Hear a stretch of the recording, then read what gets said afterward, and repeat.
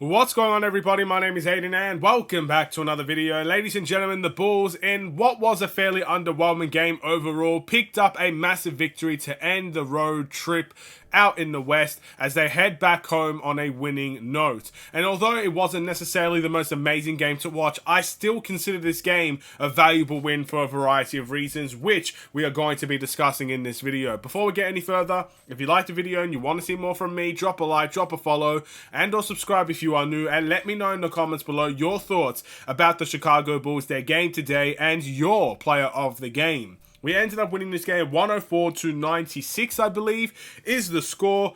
And why was this game not necessarily entertaining? Why was this game not so... It was a very underwhelming game, let's put it that way. Well, both teams struggled from the field. Both teams struggled from three. Both teams looked pretty bang average. And it just wasn't fun. Again, this was one of those games, we have these games from time to time where the game really intrigues you, it really interests you, it breaks out into what could be one of the better games of the season, and you want your eyes glued to the screen for those games. But then there are other games where both teams don't really, bring much quality to the table. I think the Bulls, of course, they had a lot of guys in double figures again, which is expected, but there wasn't much quality in this game, I would say. As someone just watching it, I didn't really see, wow, but both teams played amazing basketball. Both teams really wanted to win the game. Both teams showed why they deserved to be the top of their conferences, because that's just not the case. None of the teams in this conversation are top of their conferences, and it wasn't a great game. It was just very, very boring. It was very inefficient. It was very lack of quality type of game. But we still won the game. And that is something I'm going to be happy with because of the two games we lost beforehand. When we lost against the Lakers in the way that we did, that left a salty taste in my mouth, I can't lie. When you obviously lose to the way that you lose against the Phoenix Suns, a comeback defeat from 20 plus points down in one half of basketball, it's absolutely underwhelming. It is absolutely embarrassing and it's pretty frustrating. And again, I left that game with a salty taste in my mouth. I am a salty Bulls fan at the end of the day, and I'm not afraid to admit that when we lose games like that. So yes, it wasn't the most amazing game. I would say out of all the games we played, this is probably the worst one out of the West Coast trip. But we still won that game, and that is the most important thing. We can go home against the Raptors in a couple days' time. We return to Chicago, and we should have some momentum knowing we closed out that West Coast trip with a win. Knowing that we did our job and won a game we should be winning. So that's where the game, in my opinion, is a good game, a good game to have, a good game to win. Beating a team you should be beating.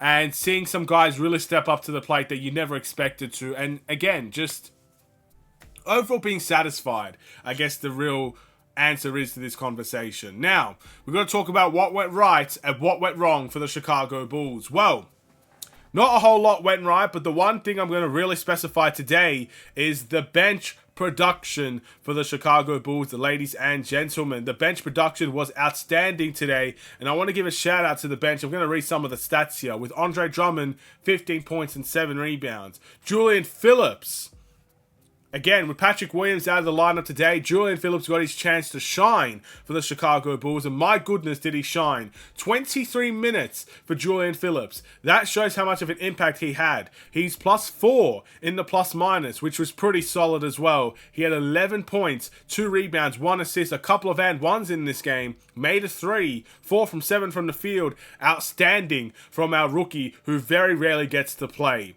Again, maybe if he played more heading up to this game, you would look at this game as an average game from Julian Phillips. Who knows? But the fact that he doesn't get to play, and he got an opportunity today, he got into double figures, he was a positive in the plus-minus, and he just looked pretty impressive. His snatch block, or his double-handed block, was pretty ferocious as well. I am very happy with what I saw from Julian Phillips. He also caught an alley-oop today. So he looks like he's athletically going to be a highlight machine in the NBA when he gets the opportunities as well. I'm happy.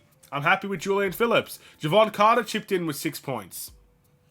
And Dalen Terry got 3 points, 2 rebounds, and 2 steals off of the bench.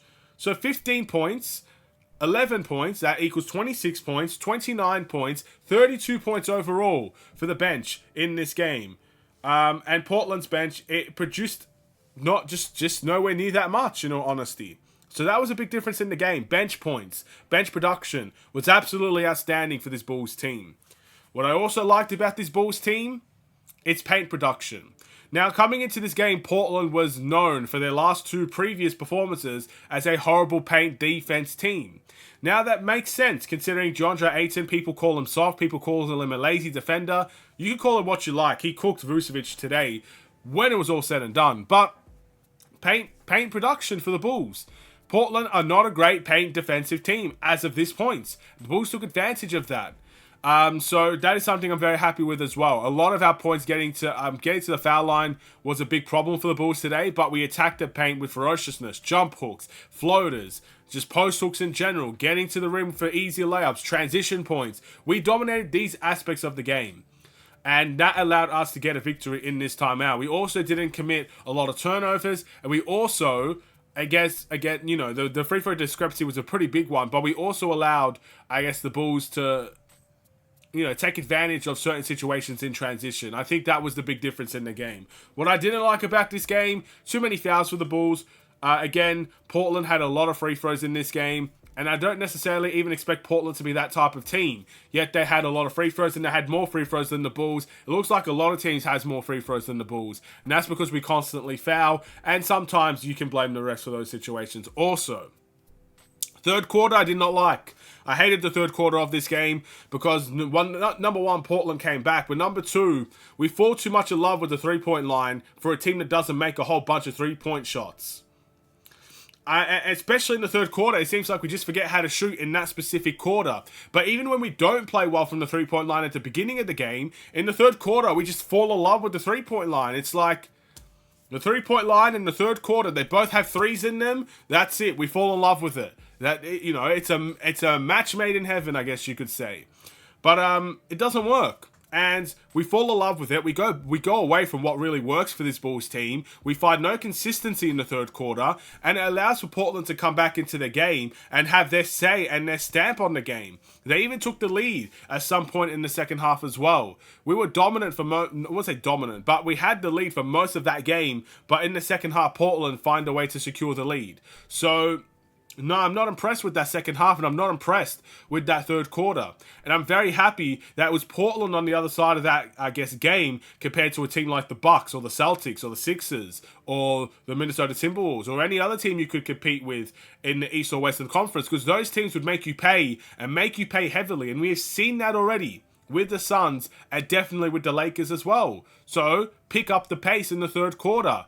Make a valiant effort to actually have a good third quarter. Put all that focus into that third quarter and see if you can actually have a good one every once in a while. So no, I'm not happy with the third quarter either. Not happy with the second half. Not happy with how we fell in love with the three-point line. Not in love with our efficiency in general. But we did some solid things in the game as well that we needed to do. I'm happy for once DeMar DeRozan, when he took over the game, he actually delivered a great performance. And look, I say this all the time with DeMar DeRozan, but when DeMar DeRozan plays isolation and hero ball and the shots fall for the Bulls, who's complaining?